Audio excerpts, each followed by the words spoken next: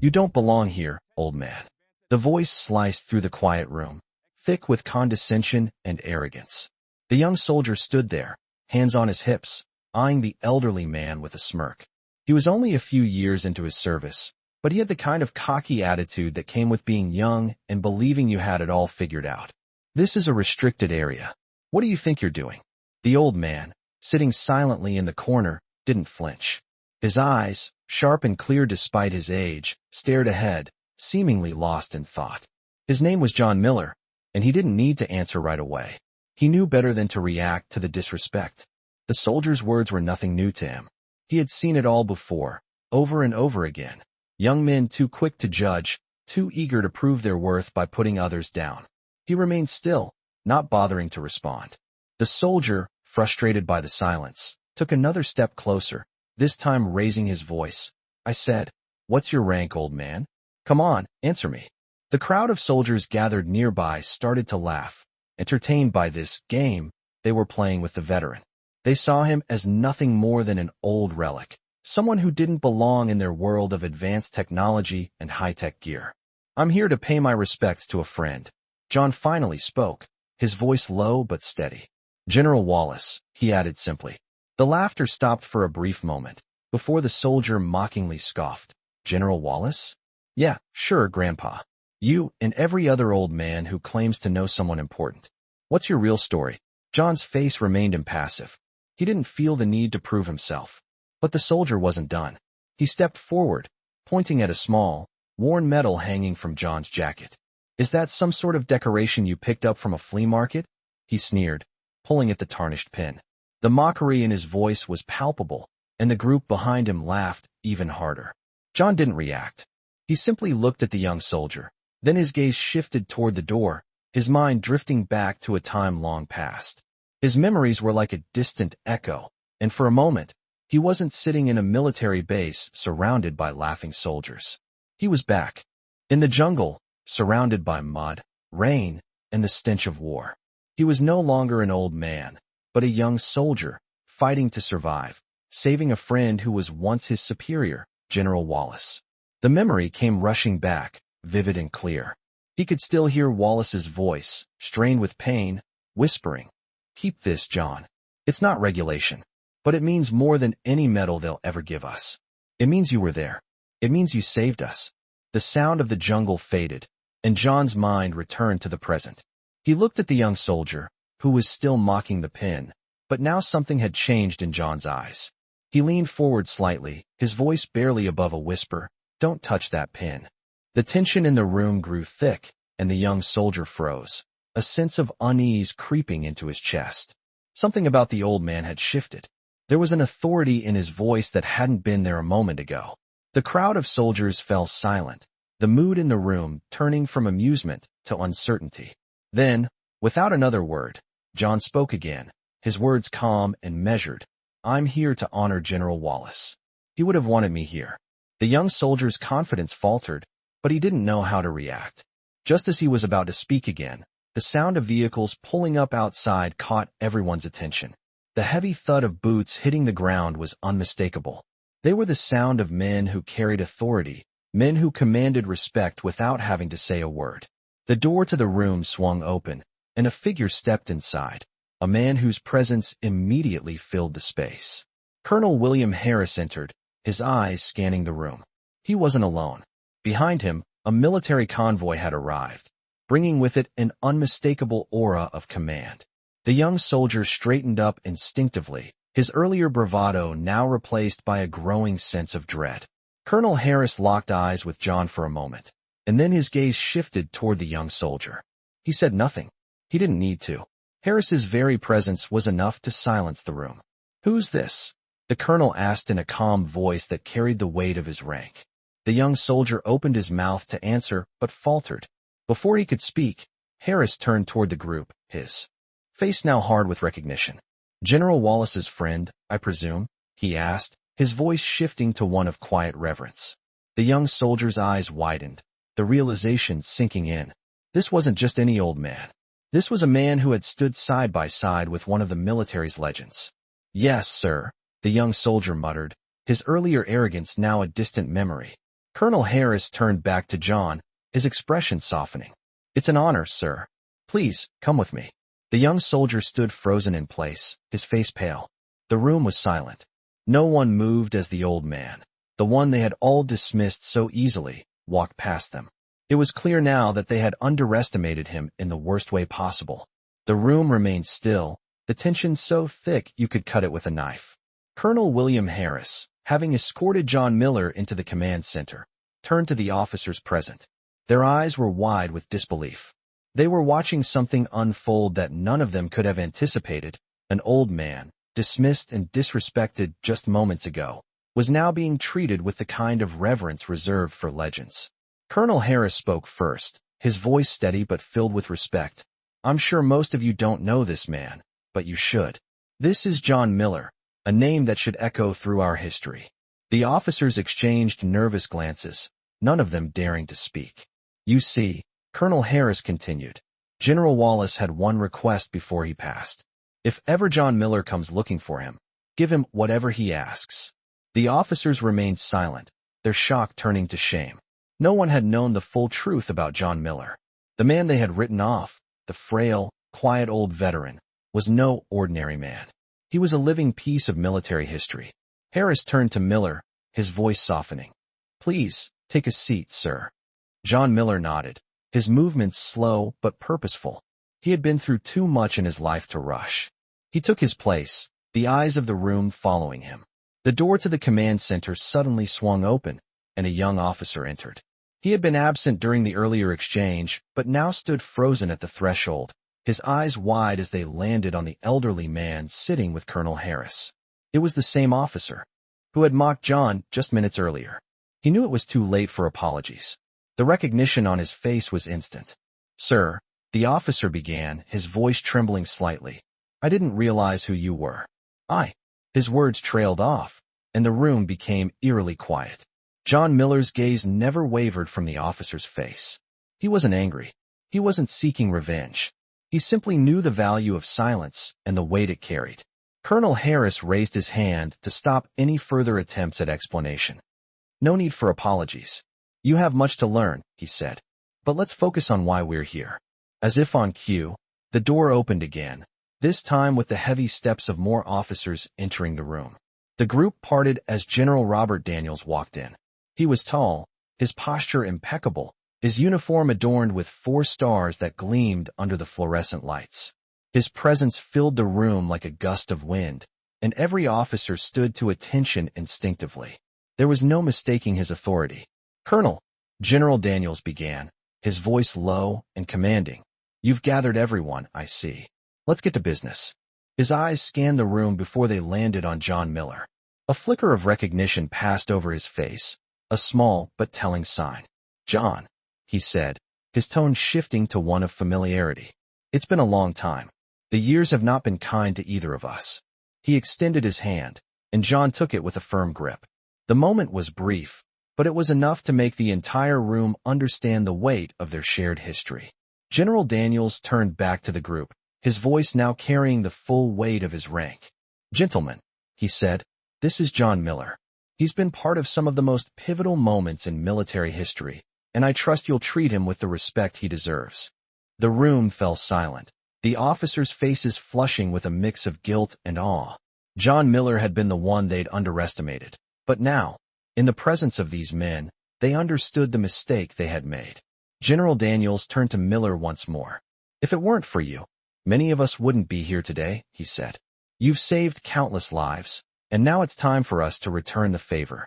John Miller nodded, but didn't respond. He didn't need to. His actions had already spoken for him. Colonel Harris, who had been standing at attention beside the general, gestured to a nearby chair. "John, why don't you sit down and tell us what brings you here today?" The command center, once filled with the murmur of busy officers, now felt still, almost reverent. John Miller sat down slowly, his back straight, his hands resting in his lap. "I'm here to help," he said simply. "I've been through more than you can imagine, and I know a thing or two about getting the job done. If you want to make sure your men are ready for what's coming, I can help you." The officers, now seated, listened intently. John Miller's quiet words were more powerful than any speech they had ever heard. The man they had once dismissed as a relic was now offering his expertise, and it was clear to them all that they were in the presence of someone who had lived through it all. The room was silent, and for the first time, the young officer who had mocked him earlier spoke with respect. "What do you need from us, sir?" he asked, his voice steady now. John Miller looked at him, his eyes filled with the kind of wisdom that only comes with years of experience. "I need nothing from you," he said, "but for you to listen." The moment hung in the air as John Miller began to speak, and the room, once filled with doubts, was now filled with something far more valuable: understanding. The room was quiet now, the weight of the silence almost unbearable. John Miller sat at the head of the table, surrounded by officers who, only a few moments ago, had underestimated him. But now, the respect in the air was palpable. General Robert Daniels stood by the window, looking out over the military base. The cool morning air seemed to settle in as he turned back toward John, his expression serious but filled with something else: admiration. "What you did back there, John," General Daniels said, his voice low, "it's something we don't talk about enough. You saved a lot of lives." The room shifted uncomfortably as the officers exchanged glances. They had been trained to believe that the old ways of war, the methods of men like John Miller, were outdated, replaced by high-tech equipment and modern strategies. But they were wrong. John had lived through it all, had seen it all, and had learned lessons they were still coming to grips with. "You've got a lot of stories," Colonel Harris said, his voice carrying a new tone of respect. "We could all learn from you." John didn't reply immediately. Instead, he looked at the table, his mind drifting back to another time, another place. He could see it in his mind's eye, clear as day. The heat, the smell of burning rubber, the sound of gunfire echoing in the distance. He had been in that jungle for days, surrounded by enemies, fighting not just for survival, but for the men beside him. The general had been there, too, back then, barely holding on after taking a bullet to the chest. "I'm not here for the past," John said, his voice cutting through the momentary silence. "I'm here to help you in the future." His words were simple, but carried the weight of a lifetime of experiences. You need to stop relying on technology to do your thinking for you. It's not the gear that wins wars. It's the people. His eyes scanned the room, locking onto each officer in turn. You've got to trust the instinct, the experience. When the bullets start flying, and the power goes out, it's you and your men who will make the difference, not your gadgets. The officers shifted uncomfortably, clearly unsure of how to respond. They had been taught to trust the systems, the algorithms, the precision of modern warfare. But John Miller wasn't talking about that. He was talking about something else, something intangible, something they couldn't see on a screen. "We have to be prepared for what's next," General Daniels said, his voice steady but filled with urgency. "You've been through hell and back, John. Tell us what we need to know."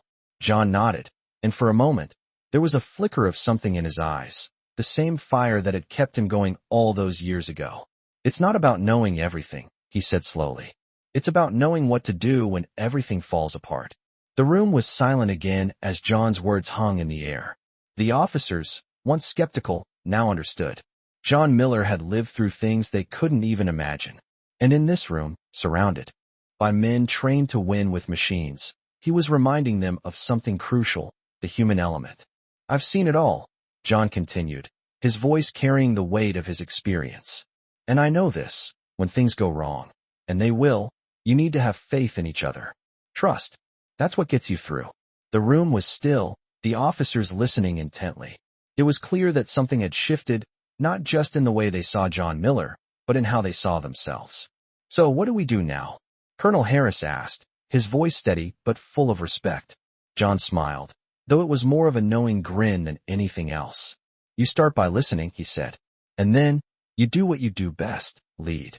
The room was silent for a long moment, and then, slowly, one by one, the officers began to nod.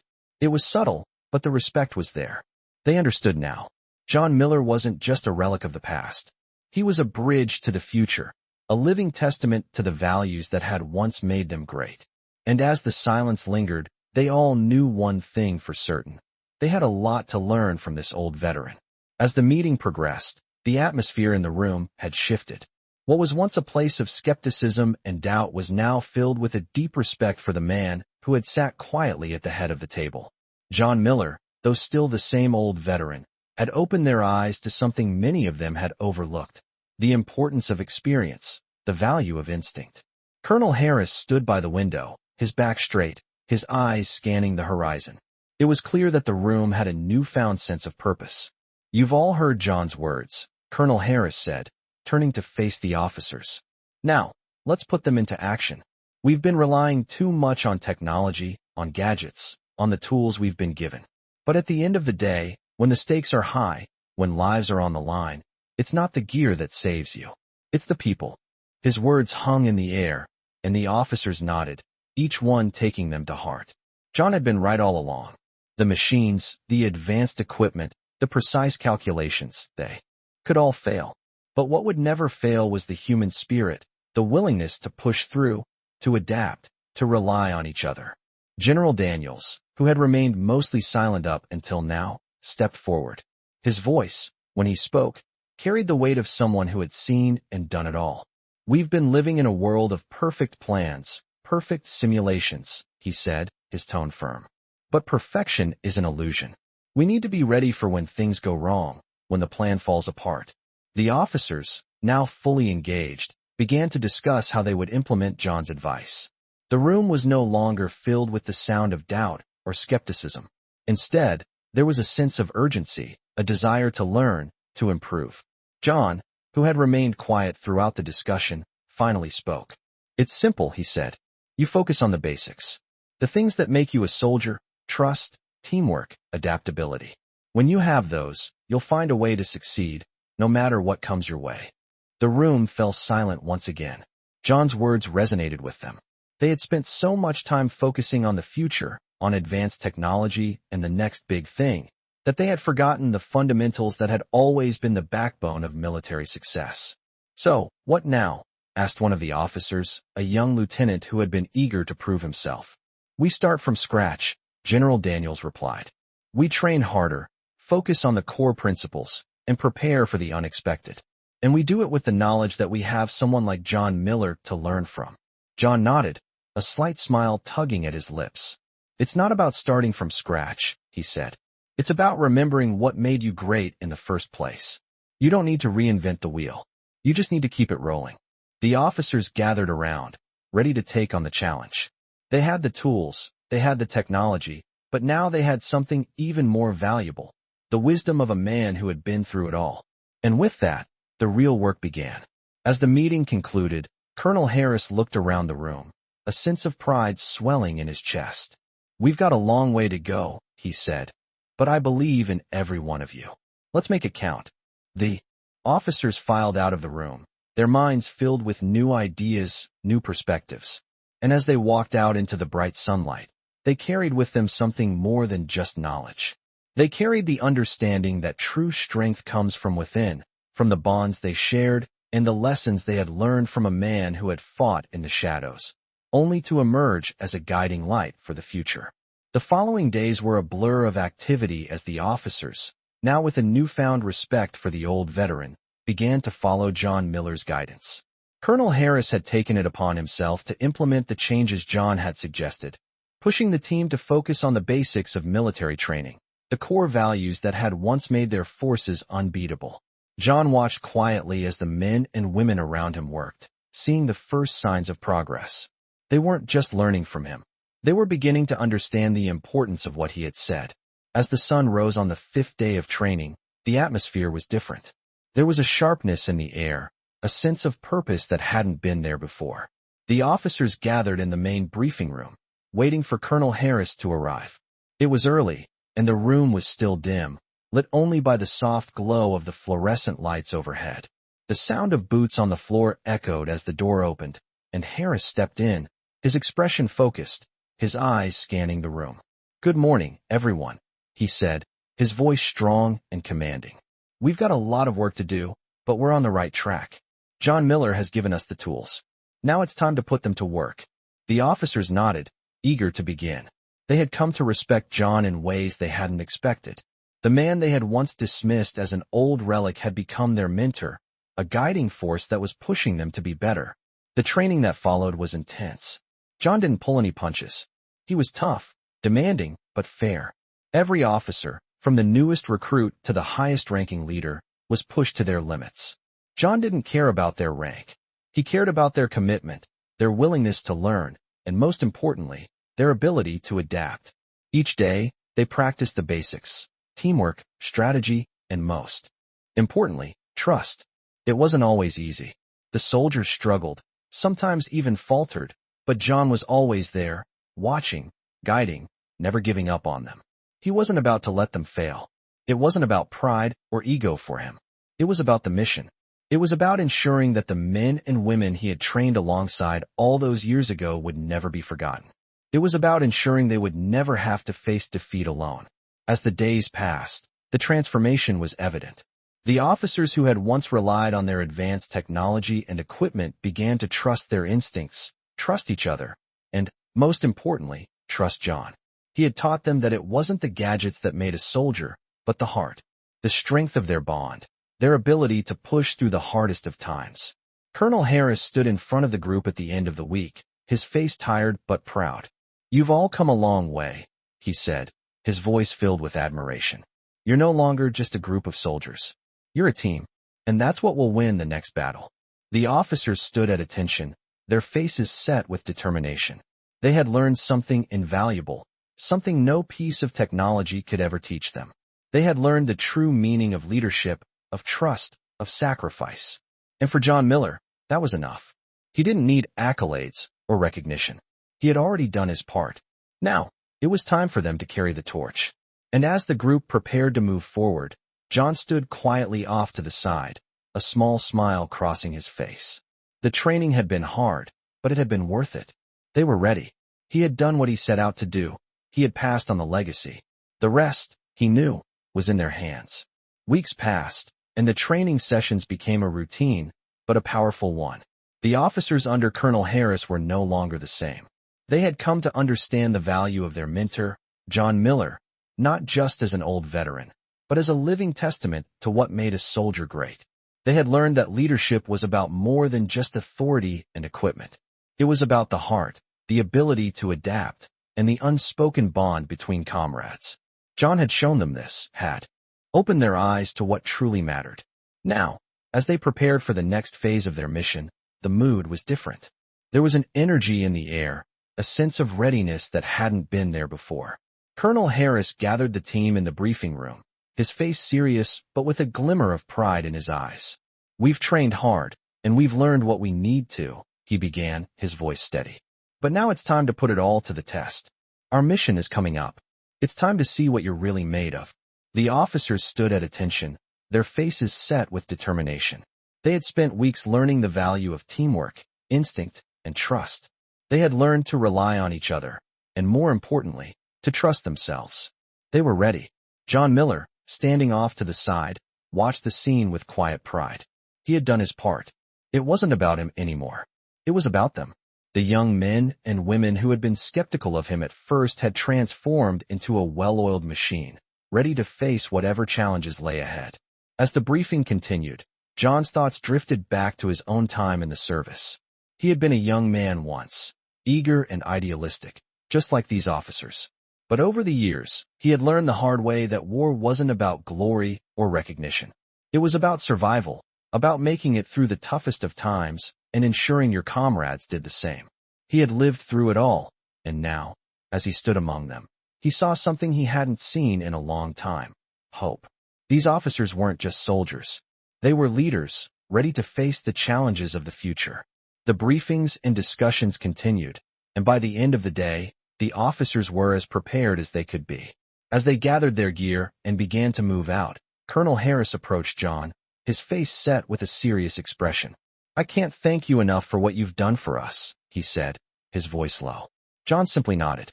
"You don't need to thank me," he said. "Just make sure you're ready. That's all that matters." Colonel Harris gave him a small smile, a rare gesture of appreciation. "We're ready," he said, his voice firm. John watched as the officers made their way to the vehicles, the sounds of boots hitting the ground echoing in the stillness of the base. There was no more doubt in their steps, no more hesitation. They were ready to face whatever came next. And John, though tired, felt a sense of peace knowing that he had done what he set out to do. He had passed on the lessons, had shared the knowledge he had gained over a lifetime of service. Now it was their turn to carry the torch. As the convoy drove off, John stood there for a moment, watching the dust rise in the distance. He knew they would succeed. They had what it took. And for the first time in a long time, he felt a sense of closure. His work here was done. The mission had begun. The officers, who had trained so hard under John Miller's guidance, were now facing their first real test. They were no longer the same team that had walked into that briefing room weeks ago. Now, they were leaders, ready to take on whatever challenges lay ahead. Colonel Harris, leading the convoy, sat in the front seat of his Humvee, eyes scanning the terrain ahead. The air was thick with anticipation. He had no doubt in his mind that the team was ready. The training had been tough, but John Miller had ensured that they understood the importance of teamwork, trust, and adaptability. They were prepared for anything. As they approached their destination, the base commander's voice crackled through the radio. "Colonel, this is your final check-in. We've got eyes on the target, and we're clear to proceed. Good luck out there." Colonel Harris acknowledged the transmission with a brief nod. His mind was focused. He had one goal in mind: bring everyone home safe. The convoy rolled on, the hum of the engines filling the air. As they neared the objective, Colonel Harris turned to the team, his voice steady and commanding. "Remember what we've been through. Stick together, trust each other, and do what we've trained to do. We're here for one reason: to get the job done." The team acknowledged, their faces set in determination. They had come a long way, and this was their moment to prove themselves. John Miller, watching from the rear of the convoy, could feel the weight of the moment. He wasn't on the front lines anymore, but his presence was felt. He had prepared them, taught them everything he knew, and now it was up to them. The convoy reached the base of operations, and the officers moved into position, ready to carry out their orders. Colonel Harris led the team into the command center, where a map of the area was displayed on the wall. The room was quiet, focused. Harris spoke first, laying out the plan. "We move in, secure the area, and complete the mission. No shortcuts, no mistakes." The team nodded, understanding the gravity of the situation. The success of this mission would determine not just their future, but the lives of those around them. As the operation unfolded, the officers followed John's teachings. They didn't rely on their technology or gadgets. They relied on each other. They trusted their instincts. The hours passed, and the team moved with precision, clearing each area with care, ensuring that no one was left behind. With each successful step, their confidence grew. The training had worked. They were executing the plan perfectly, just as John had shown them. By the time they reached the final stage of the mission, Colonel Harris stood with his team, looking over the area they had just secured. "We did it," he said, a sense of pride in his voice. "We worked together. We trusted each other. And we got the job done." John Miller, standing off to the side, watched them with quiet pride. They had done it. They had proven to themselves what they were capable of. As the team began to pack up and prepare for the return journey, Colonel Harris approached John. "We couldn't have done it without you," he said, his voice filled with gratitude. John smiled slightly. "You did it yourselves. I just showed you the way." It wasn't about the recognition for John. It was about knowing that the team had succeeded, that they had learned the true value of leadership and camaraderie. They were ready for whatever came next. They had grown, they had adapted, and now, they were a team in every sense of the word. The convoy began its journey back, the officers reflecting on the mission. They knew they had accomplished something important, not just for the military, but for themselves. They had learned to trust, to rely on each other, and most importantly, they had learned that it wasn't just the technology or the equipment that made a mission successful, it was the strength of the people behind it. As the convoy disappeared into the distance, John Miller watched them go. He knew they were ready, and that was enough. The return from the mission was quieter than the journey out. The convoy, now heading back to base, was filled with the hum of engines and the occasional radio chatter. The officers, who had once been so unsure, now moved with a sense of calm confidence. They knew what they were capable of, and for the first time in a long time, they felt prepared for whatever challenges lay ahead. Colonel Harris sat in the lead vehicle, his mind reflecting on the mission's success. The plan had gone off without a hitch, and more importantly, they had done it as a team. The training John Miller had provided them with had paid off. It wasn't the technology or the gadgets that had made the difference. It had been the bond they shared, the trust they had developed in each other. Harris looked over at John, who was sitting in the back of the lead vehicle, gazing out of the window. John hadn't said much during the return trip, but his presence was still powerful. He had done what he came to do.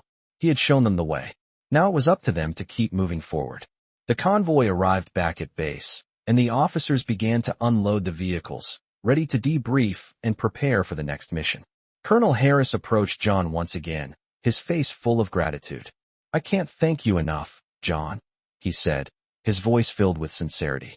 "You've done more for us than I think any of us could have ever expected." John simply nodded, the corners of his mouth lifting in a small smile. "You did it yourselves," he replied. "I just gave you the tools. It's up to you to use them." Harris paused, then added, "You've changed all of us. We're not the same team we were when we started this. You've made us better, and for that, I'll be forever grateful."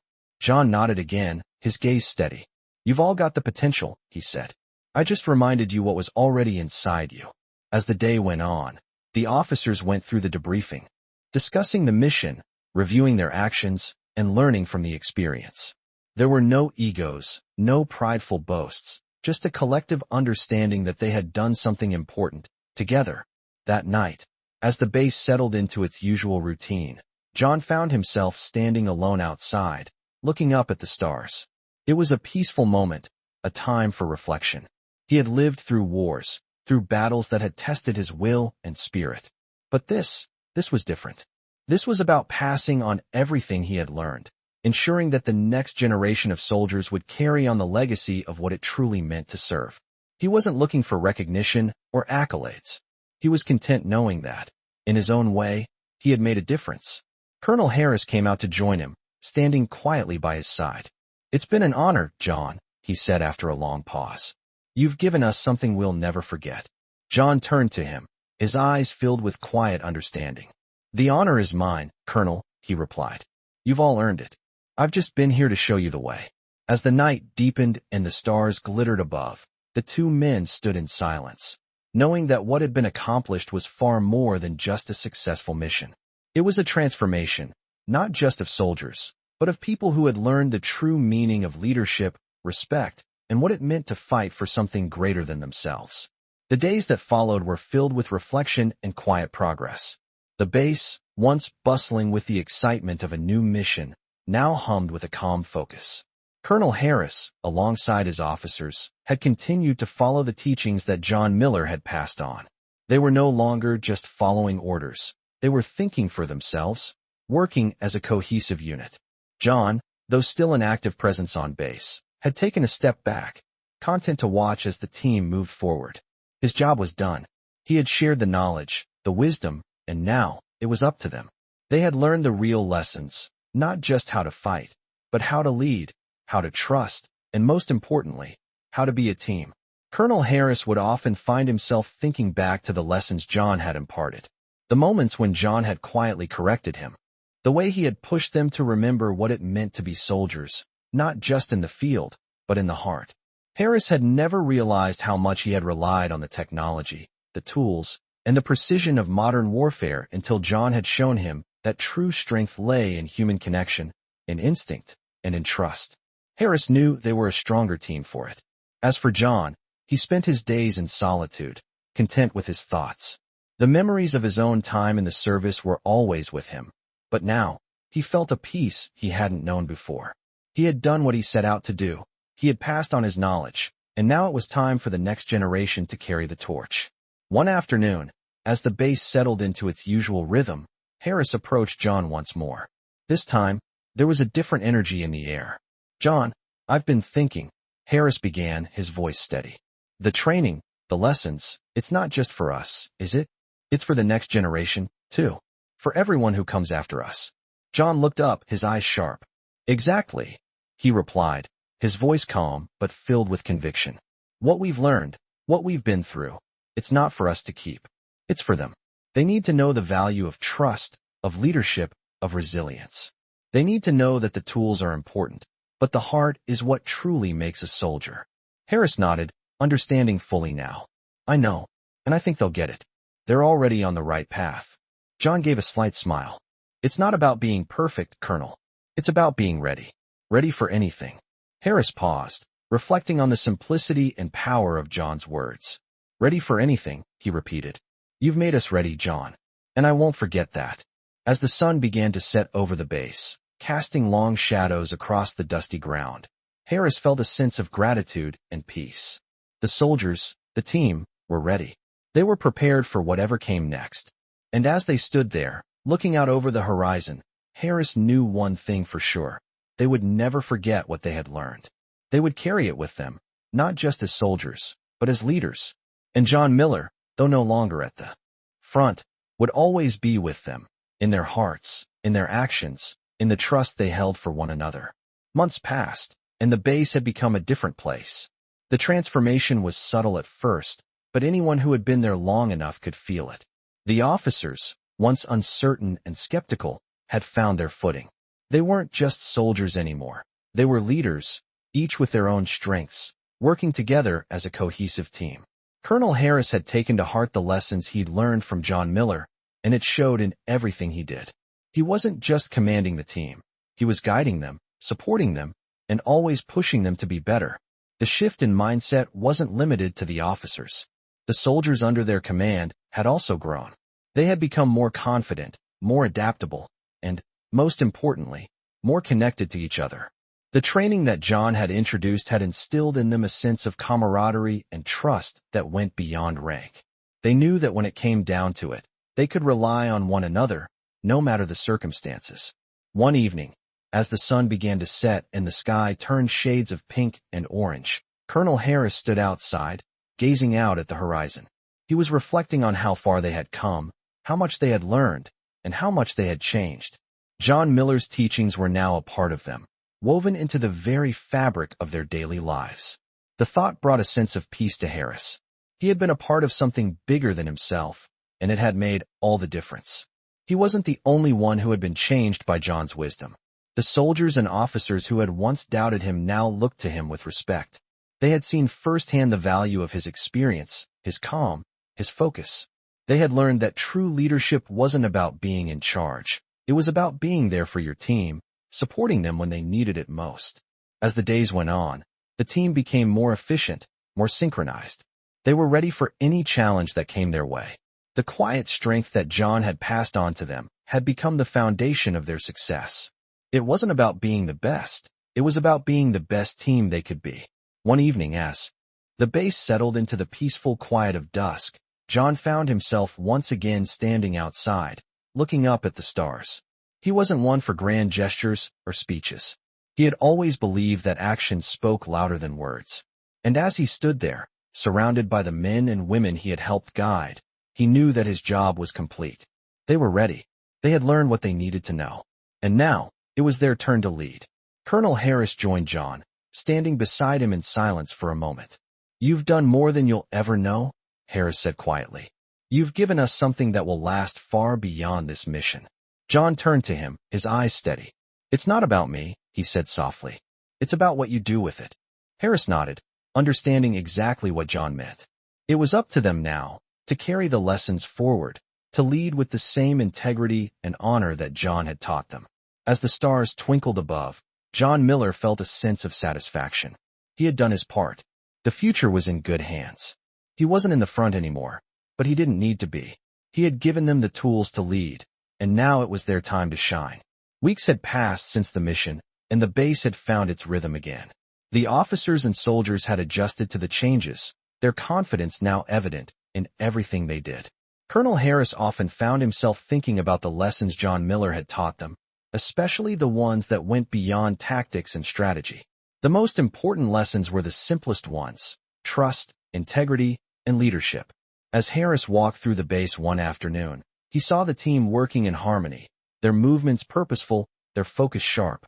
They were no longer just a group of individuals. They were a well-coordinated team, each member understanding their role and trusting the others to do theirs. It was exactly what John had instilled in them. They had learned to rely on each other, to look beyond rank and titles, and to support one another no matter the situation. The officers no longer saw themselves as just commanders. They saw themselves as mentors, ready to guide their teams in the same way that John had guided them. They were prepared for whatever came next, ready to face new challenges with the same strength and unity they had built during their training. John, on the other hand, had settled into a quieter routine. He was no longer involved in the day-to-day operations. His role had shifted from active mentor to quiet observer. He had given them the tools they needed, and now he watched with satisfaction as they put them to use. He was content knowing they were ready. One evening, as the sun dipped below the horizon, Colonel Harris found John once again standing outside, looking up at the stars. The world was quiet, and for a brief moment, there was peace. "You've done something remarkable," Harris said, walking up beside John. "You've changed all of us." John glanced at him, a slight smile on his face. "I didn't change you, Colonel," he replied quietly. "You changed yourselves. You just needed to remember who you really were." Harris nodded, understanding what John meant. The team had always had the potential. It just took someone to remind them of it. "What's next for you?" Harris asked, his tone genuine. John paused, then looked back at the stars. "Next? I'm not sure," he said, his voice reflective. "I've done what I came here to do. Now, it's your turn to lead. Just remember, leadership isn't about being the one in charge. It's about being the one who supports, who listens, and who helps others grow." Harris took in John's words, realizing that the lessons didn't stop at the end of a mission. They were continuous, and it was now his responsibility to pass them on. "I'll make sure we don't forget," Harris said, his voice filled with resolve. "You've shown us what it truly means to lead. I won't let that go to waste." John smiled, a quiet sense of pride in his eyes. "I know you won't," he said simply. The two men stood in silence, looking up at the stars, both understanding that their paths had crossed for a reason. And as the night settled in, Harris knew that the team, the mission, and the lessons would live on, long after the old man had left. John had passed on everything he knew, and now it was time for the next generation to carry the torch. The future was theirs to shape. Months later, life on base had settled into a rhythm, but the impact of John Miller's lessons was still felt by every officer and soldier who had worked with him. Colonel Harris had continued to lead with the same principles John had instilled in him: trust, teamwork, and adaptability. The officers under his command were no longer just carrying out orders. They were thinking critically, acting with purpose, and leading by example. The change was palpable. One evening, as Harris walked through the base, he noticed how different everything felt. The soldiers were confident, their movements efficient, their interactions marked by mutual respect. They weren't just following the chain of command. They were working together, each of them understanding their role and the value they brought to the team. It was the foundation John had laid, and it was working. As the team prepared for a new assignment, Harris gathered the officers for a briefing. They had been given a mission that was as critical as any they had faced before, and Harris knew they were ready. "This mission won't be easy," he said, his voice steady. "But I have no doubt in this team. We've been through a lot, and we've learned a lot. We've learned to trust each other, to rely on our instincts, and to lead with integrity. We're going to need all of that for what's coming." The officers nodded in agreement, their faces set with determination. They were no longer the same group of soldiers who had walked into John's training months ago. They had grown, not just in skill, but in leadership. As the briefing concluded, Harris saw one of the younger officers, Lieutenant Marks, lingering behind. Marks had been one of the most skeptical when John had first arrived on base, but now, he approached Harris with a look of respect. "Colonel," Marks began, "I just wanted to thank you for everything. I know I wasn't the easiest to work with at first, but I get it now. I get what John was trying to show us. It's not just about being a soldier. It's about being someone others can trust, someone who leads by example." Harris smiled, a quiet pride swelling in his chest. "You've learned well, Marks. You've all learned well. That's what matters." The day of the mission arrived, and the officers and soldiers moved out with the same calm determination they had shown in their training. The mission was challenging, but they faced it with a confidence that was rooted in the lessons they had learned. They worked together seamlessly, each officer and soldier doing their part, supporting one another, and making decisions that kept the team moving forward. It wasn't just about completing the mission, it was about doing it right. By the end of the operation, they had achieved their objective. It wasn't the flashy success of some missions, but it was exactly what they had trained for: A successful, methodical operation where everyone had contributed, where everyone had played their part. As they returned to base, Harris felt a sense of satisfaction. They had done it. They had followed John's teachings, and it had worked. He knew that, in that moment, John's impact on the team would last far beyond this mission. The lessons of trust, teamwork, and leadership would continue to guide them, no matter what came next. That night, as Harris stood outside, looking up at the stars, he felt a quiet peace. He wasn't just leading soldiers anymore. He was leading a team of true leaders, each ready to take on the next challenge. He didn't need to look back anymore. John had given them everything they needed.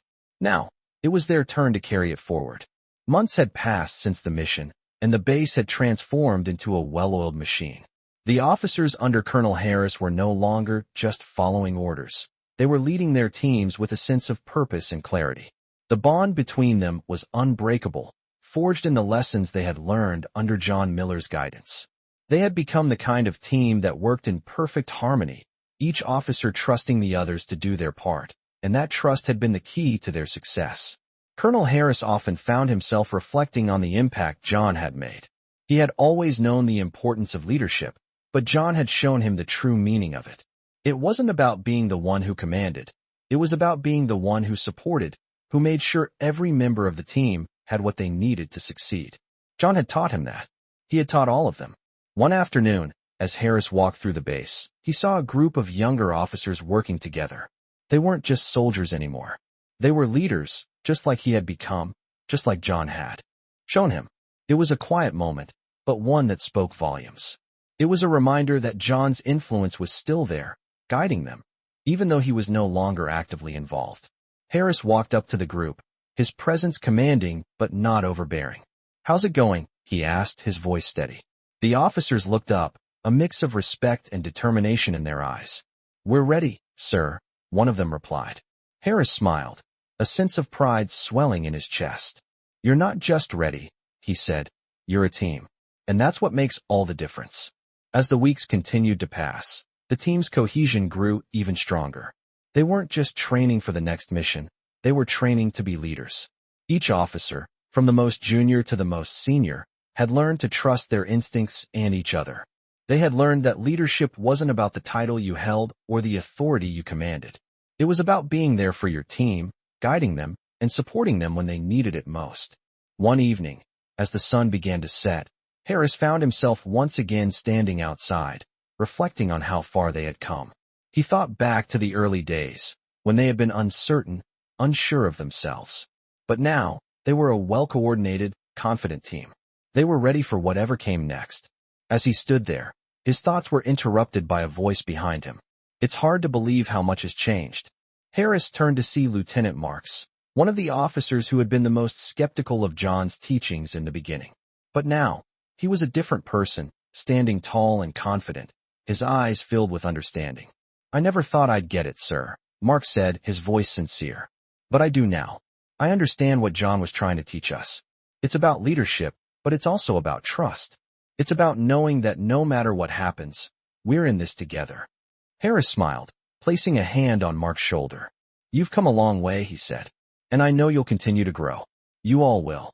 As the base settled into its evening routine, Harris looked up at the sky. The stars were beginning to twinkle, a reminder of the vastness of the world and the many challenges that lay ahead.